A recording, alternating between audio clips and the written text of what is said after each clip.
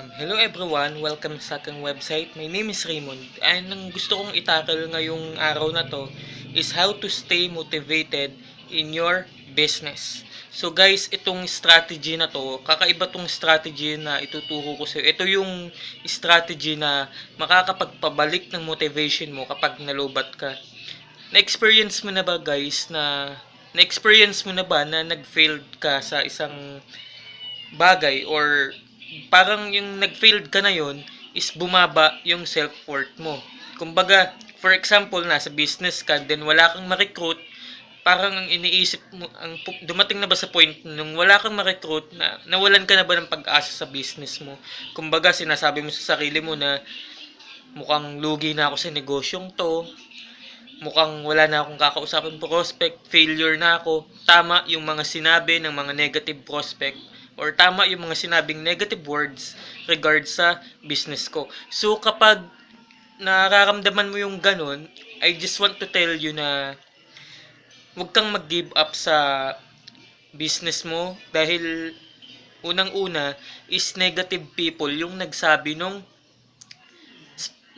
yung nagsabi nung salita na yun. So, bakit ka makikinig sa kanila? Once na nakinig ka sa kanila, para mo na king sinabi na tama yung sinasabi nila. So, kapag na-experience mo yung mga ganon, yung bumababa yung self-esteem mo, lagi mong sinasabi na mukhang mag-fail ka na sa business na to, naubusan ka na ng downline, mukhang tama yung sinabi mo, paano mo ba lalabanan yung ganon? So, lalabanan mo yung ganon is by talking to yourself. So, paano mo naman anong ibig sabihin ng talking to yourself? Ayun ba yung di ka naman parang ano nun, 'di ba? Yung ba yung sinasabi parang nababaliw or yung nagsasalita mag-isa? Yes, parang ganun siya pero kapag ginawa mo 'yun, yung strategy na to is magbabalik yung motivation mo or yung desired mo maging successful sa business na ginagawa mo. So, kapag nagto-talk to yourself ka, ang kailangan of course is humanap ka ng private place. Pwedeng punta ka muna sa kwarto mo. And then, kapag na-down ka, ang kailangan mong gawin is motivate yourself. Okay? For example, naubusan ka nga ng downline or feeling mo is failure ka na, i-self-talk mo siya. Sabihin mo sa sarili mo, yung talagang parang kausap mo yung sarili mo. Sabihin mo na, madami pa akong hindi nakakausap, kaya ko to. Hindi ko pa nagagawa lahat ng strategy, kaya ko to. Magiging successful ako sa business na ginagawa ko. Kahit anong mangyari, hindi ako magkikwit dahil kayang-kaya ko to at mataas ang pangarap ko para sa pamilya ko. Kung ganun ang gagawin mo, magsi-self-talk ka, tuwing na-downgrade ka, i-encounter mo kung ano man yung sinabi mo na nakaka-demotivate sa'yo. Yun nga, kung nawawalan ka na ng pag-asa sa business mo, is self-talk mo yung sarili mo ng positive.